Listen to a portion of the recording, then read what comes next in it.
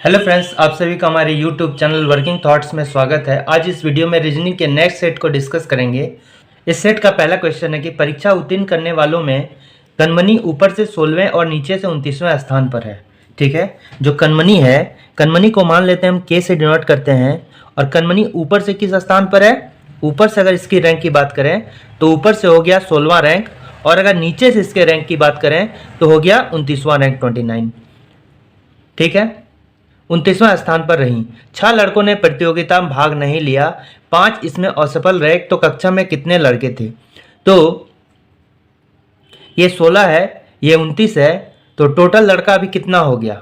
अगर क्लास में टोटल लड़के की बात करें तो टोटल लड़का कितना हो गया? 16 प्लस 29, ऊपर से 16 और नीचे से 29। तो ये तो 2 बार काउंट हो गया ना, ऊपर से 16 में भी ये काउंट हो गया और नीचे से 29वां रैंक भी काउंट कर लिए।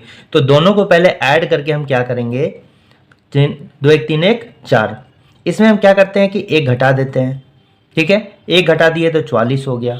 ठीक है, अब 44 बच्चे हो गए अभी तक उस कक्षा में थे, उसमें से 6 लड़कों ने प्रतियोगिता में भाग नहीं लिया था, तो इसको भी ऐड करेंगे तो हो गया 50। ठीक है, और 5 जो है इसमें असफल हो गया। ठीक है, ये तो केवल पास करने वाले थे, ये जो रैंक था ये सिर्फ पास करने वाले का था। ठीक है, और इसमें 6 जो है भाग नहीं लिया और 5 फिर असफल हो गए, तो 5 फिर ऐड कर देंगे तो कितना हो गया? 55 हो गया। यानी उस पूरे क्लास में जो है, ठीक है, उस पूरे क्लास में सिर्फ पास करने वाले बच्चे अगर पूछते तो 44 थे, और दिया हुआ है कि 6 ने क्या कर दिया? प्रतियोगिता में भाग नहीं लिया, 5 इसमें असफल हो गए। तो टोटल क्लास में लड़का कितना हो गया? पास और फेल दोनों मिलाकर जो भाग नहीं लिया सभी पूरे क्लास में जो है 55 हो गए। ठीक है, अगर सिर्फ हमसे पूछता कि पास करने वाले कितने हैं तो कितने हो जाते? 44 हो जाते। ठीक है, और टोटल विद्यार्थी कितने हैं क्लास में, जिसमें सभी पास करने वाले, फेल करने वाले और जो भाग नहीं लिए, यानी टोटल विद्यार्थी जो स्कूल में पढ़ रहे थे क्लास में वो 55 है। तो यहाँ पर कौन सा ऑप्शन हो गया? ऑप्शन जो डी हो गया मेरा, वो करेक्ट आंसर हो गया, option number D. Next question दिया गया है कि क्रॉसिंग पर एक दिशा ध्रुव स्थित था। एक दुर्घटना के कारण पोल इस तरह मुड़ गया कि सूचक पूर्व को दिखा रहा था, वह दक्षिण को दिखाने लगा। मान लेते हैं कि कोई मेरा दिशा सूचक यंत्र है, और जनरली दिशा सूचक यंत्र में नॉर्थ, साउथ, ईस्ट और वेस्ट है। ठीक है, ये एक्सीडेंट के पहले का केस है, 1 नंबर केस है कि ऊपर में उत्तर हो गया, इधर पूरब हो गया, इधर पश्चिम हो गया, इधर दक्षिण हो गया। जब एक्सीडेंट हो गया तो मेरा क्या हो गया? जो ईस्ट दिशा शो कर रहा था वो साउथ शो करने लगा, यानी कि जो पूर्व दिखा रहा था वो किधर शो करने लगा? वह दक्षिण दिखाने लगा।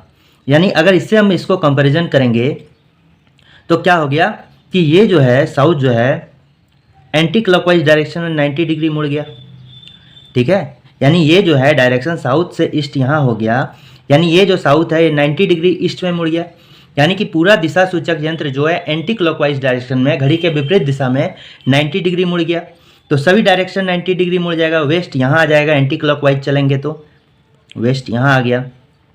ये जो नॉर्थ होगा एंटी क्लॉकवाइज डायरेक्शन में यहाँ आ गया 90 डिग्री, और मेरा ये क्या हो गया? ईस्ट यहाँ पर चला जाएगा। ठीक है, तो अब कह रहा है कि एक यात्री पश्चिम को सोचकर गलत दिशा में चल गया। तो एक्सीडेंट के बाद यात्री जो है, ये 2 नंबर एक्सीडेंट के बाद का है, और यात्री जब पहुंचा यहाँ पर तो एक्सीडेंट के बाद पहुंचा और वो देखा कि इधर मेरा वेस्ट इधर है। ठीक है, वेस्ट में जाना चाह रहा था, यानी पश्चिम में जा रहा था, और इधर जाने लगा, लेकिन एक्चुअल में पश्चिम किधर? इधर था, वो इस साइड जा रहा था। यानी एक्चुअल कंडीशन तो ये है ना, और इस साइड कौन सा डायरेक्शन था? साउथ था। तो एक्चुअली में वो साउथ में चल रहा था, लेकिन उसको क्या लग रहा था कि वो पश्चिम में चल रहा है। ठीक है, तो अब वास्तव में किस दिशा में यात्रा कर रहा था? अगर वो पश्चिम में, इसके अकॉर्डिंग एक्सीडेंट के बाद पश्चिम में चल रहा था, लेकिन वास्तव में वो किधर चल रहा था? साउथ डायरेक्शन में चल रहा था। तो इसका सही आंसर हो जाएगा साउथ, यानी दक्षिण दिशा। यानी इसमें कौन सा आ जाएगा? ऑप्शन नंबर जो डी होगा वो मेरा करेक्ट आंसर होगा। नेक्स्ट क्वेश्चन दिया गया कि दी गई अक्षर श्रृंखला में रिक्त स्थान पर क्रमिक रूप से रखा जाए तो इसको पूरा करेगा। जैसे हम देख रहे हैं कि अगर यहाँ पर ब्लैंक है, फिर यहाँ पर बी सी है, ठीक है, फिर ब्लैंक है, फिर सी ए है, ठीक है, फिर ब्लैंक है, फिर ए बी ए है, ठीक है, और फिर देखेंगे ब्लैंक है, और ब्लैंक के बाद क्या है? ए बी ए है, ब्लैंक है, सी है, ठीक है, और फिर ब्लैंक है, फिर सी और ए है। ठीक है, तो एक पैटर्न इसमें ढूंढना है। कि जैसे अगर ए ऑप्शन में क्या है कि यहाँ पर A B C B B है, यानी पहला फिल इन द ब्लैंक्स में ए भराएगा, दूसरा में बी भराएगा, ठीक है। जब यहाँ हम इसको रख के देखेंगे तो देखो ए हो जाएगा, फिर यहाँ पर मान लेते हैं बी हो जाएगा, फिर यहाँ पर सी हो जाएगा, फिर यहाँ पर बी हो जाएगा, यहाँ पर बी हो जाएगा, ठीक है।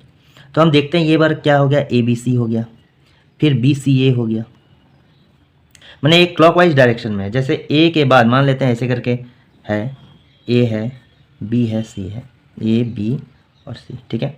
तो देखो ए बी सी हो गया, ए बी सी हो गया, फिर यहाँ पर बी सी है, बी सी ए हो गया, ठीक है। सी ए बी हो गया, यहाँ से स्टार्ट कर रहे हैं, सी ए बी हो गया, सी ए बी हो गया, फिर यहाँ से रिपीट होने लगा, फिर इसी तरह आ गया ए बी सी हो गया, अब देख लो ए बी सी हो गया, फिर बी के बाद सी ए हो गया, तो एक पैटर्न में हो गया। तो यानी ऑप्शन नंबर जो डी होगा वो मेरा करेक्ट आंसर होगा, ठीक है। और सब ऑप्शन अगर बैठाएंगे, यहाँ बी बैठाएंगे, ठीक है। जब मान लेते हैं अगर बी बैठा दिया, दूसरा अगर बी बी बी सी सी है, यहाँ बी बी सी हो गया, फिर यहाँ बी सी ए हो गया, फिर यहाँ पर बी ए बी हो गया, 2 बार बी रिपीट होने लगा, तो ये पैटर्न कुछ मिलेगा ही नहीं, इसलिए पहला अगर देखें तो पहला मेरा करेक्ट है। नेक्स्ट क्वेश्चन ब्लड रिलेशन का दिया गया है, उसमें कह रहा है ए बी की इकलौती बहन है। ए जो है बी की इकलौती बहन है। जब ए बी की इकलौती बहन है यानी ए क्या हो गया, फीमेल हो गया, और बी की इकलौती बहन है यानी कि ये क्या हो गया, मेल हो गया। चूँकि ए और बी क्या हो गया, भाई बहन है, और ए जो है बी का इकलौती बहन है, मतलब सिंगल बहन है। जब ये सिंगल बहन हो गया तो बी ऑब्वियस सी बात है ये मेल होगा, यानी उसका भाई होगा। अगर इकलौती नहीं कहता, ए तो सिस्टर है, बहन है, लेकिन अगर इकलौती बहन है नहीं कहता तो हो सकता है कि बी का मेल और फीमेल हमको पता नहीं चलता है, बी भाई है या बहन है, क्योंकि ए का बी बहन भी हो सकता था और भाई भी हो सकता था। लेकिन यहाँ पर कहा है कि ए जो है इकलौती बहन है, मतलब एक ही बहन है, ए और बी भाई बहन है और ए इकलौती बहन है, इसका मतलब हो गया बी कौन हो गया, भाई हो गया। अगर इकलौती नहीं कहता तो ये तो चूंकि बहन हो जाता, लेकिन बी हो सकता है बहन हो जाता, इसका भी बहन हो जाता या भाई भी हो सकता था। लेकिन चूंकि यहाँ कंफर्म कर दिया इकलौती बहन है तो हम क्या कहेंगे कि बी क्या होगा, भाई होगा। फिर कह रहा है कि सी ई का फादर इन लॉ है, तो ये नहीं मालूम है, अब इसको छोड़ देते हैं स्टेटमेंट में। डी जो है ए की माँ है, ए की माँ कौन हो गया, डी हो गया, ये हम बना देंगे। डी ऊपर जनरेशन और माँ का जनरेशन ऊपर होता है, ये बच्चे का जनरेशन है, ये माँ का जनरेशन है, तो माँ है तो फीमेल होगा। फिर क्या कह रहा है कि ई की शादी डी के इकलौते पुत्र से हुई है। तो ये चूँकि भाई बहन है आपस में, और ए की माँ डी हो गई और ये दोनों भाई बहन हो गया, तो बी की माँ भी कौन हो गई, डी हो गई, ठीक है। और डी का इकलौता पुत्र बी हो गया, और बी का शादी किससे हुआ है, ई हुआ है। डी के इकलौते पुत्र कौन हो गया, बी हो गया, और बी का शादी ई से हुआ है। जब ये मेल है तो फीमेल से ही ना शादी करेगा, ये फीमेल हो गया। अब कह रहा है ऊपर में था सी ई का फादर इन लॉ है, ई का फादर इन लॉ मतलब ई का ससुर, तो ई का ससुर कौन होगा, ई का ससुर मतलब ई के पति का पिता, पति के पिता, यानी ई का हस्बैंड कौन हो गया, ये है इसका पिता, यानी ये दोनों कौन हो गई, पति पत्नी हो गई, ठीक है, सी है। तो ये दोनों कौन हो गया, पति पत्नी होगा, क्योंकि ये इसकी माँ है और इसका पिता कौन है, ये है, तो आपस में यानी पति पत्नी हो जाएगा, ठीक है। तो ई का ए से कैसे संबंध है, ई जो है ए का कौन लग गया, ई का ए कौन लग गया, तो देखो ये दोनों पति पत्नी हो गया, और ये बी का बहन कौन हो गया, ए हो गया, यानी कि ई जो है ए की भाभी हो गई। तो भाभी को क्या बोलेंगे, sister in law, sister in law यानी भाभी, ठीक है। तो एक बात इसमें ध्यान रखिएगा कि सिर्फ इतना स्टेटमेंट से, ये जो ए बी की बहन है और ई की शादी डी के इकलौते पुत्र से हुई है, तो बस इतना ही कहने से जो है ये पता चल जाएगा कि ए और ई में क्या रिलेशन है। ये जो सी ई का फादर इन लॉ है ये फॉल्स दिया गया, इसका कोई ज़रूरी नहीं है ये निकालने में कि ई ए का कौन लगेगा, ठीक है। तो अगर ये पूरे रिलेशन को देखें तो ई जो है ए का कौन लग गया, भाभी लग गई। अगर बी पूछता ई का हस्बैंड लग गया, ई बी का पत्नी हो गया, ठीक है। ई की सास कौन हो गई, डी हो गई। बी की माँ हो गई ये, ए का भी माँ हो गया, बी का फादर सी हो गया, ए का भी फादर सी हो गया। तो यहाँ ऑप्शन नंबर ए जो है वो मेरा करेक्ट आंसर है, ऑप्शन ए इज करेक्ट। मैं नेक्स्ट क्वेश्चन भी ब्लड रिलेशन का है और इसमें कह रहा है कि पी क्यू की माता है। तो पी जो है क्यू की माता है, इसका मतलब है कि पी का तो जेंडर माता है, पी अगर तो जेंडर पता है फीमेल, लेकिन क्यू क्या हो सकता है, मेल भी हो सकता है फीमेल भी हो सकता है। क्यू वाई की बहन है, चूँकि यहाँ कह रहा है यानी कि क्यू जो है वाई की बहन है, तो ये भी फीमेल हो गया, लेकिन ये नहीं मालूम कि वाई क्या है, मेल है फीमेल है। या फिर कह रहा है कि वाई जो है ई का पति है, तो पति पत्नी वाला हो गया, तो ये क्या हो गया, पति है वाई तो पत्नी हो गया ई। ठीक है, फिर एफ जो है वाई का पुत्र है, एफ कौन है, वाई का पुत्र है, पुत्र का हो गया तो एफ हो गया, यानी प्लस एफ जो है वाई का पुत्र है। जी जो है ई का भाई है, जी कौन है, ई का भाई है, यानी जी यहाँ पर देंगे या प्लस देंगे। यानी अगर पूछेगा जी का भाई लग गया तो जी का जीजा जी कौन लग गया, वाई लग गया, और वाई का साला कौन लग गया, जी लग गया। ठीक है, फिर एन जो है जी का पिता है, एन क्या है, जी का पिता है, तो जी का पिता कौन हो गया, एन हो गया, तो यहाँ देखो एन हो गया। ठीक है, तो जब जी का पिता एन हो गया तो अगर पूछेगा वाई का ससुर कौन हो गया, एन हो गया। ठीक है, ई का फादर कौन हो गया, एन हो गया। ठीक है, और अगर पूछेंगे ये दोनों आपस में कौन हो गया, वाई का माँ और ये कौन हो गया, ये उसकी पत्नी की फादर, ये आपस में समधी वाला रिलेशन होता है, वो हो गया। ठीक है, अब मेरा कह रहा है, इसमें क्वेश्चन कह रहा है कि पी ई से किस प्रकार संबंधित है, पी जो है ई से किस प्रकार संबंधित है।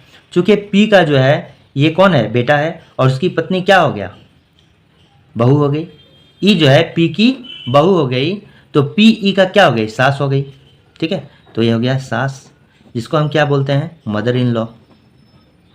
ये सास हो गई, और सास को हम लोग क्या बोलते हैं इंग्लिश में, मदर इन लॉ। ठीक है, तो यहाँ पर अगर देखें तो ऑप्शन नंबर बी जो होगा वो मेरा करेक्ट ऑप्शन होगा।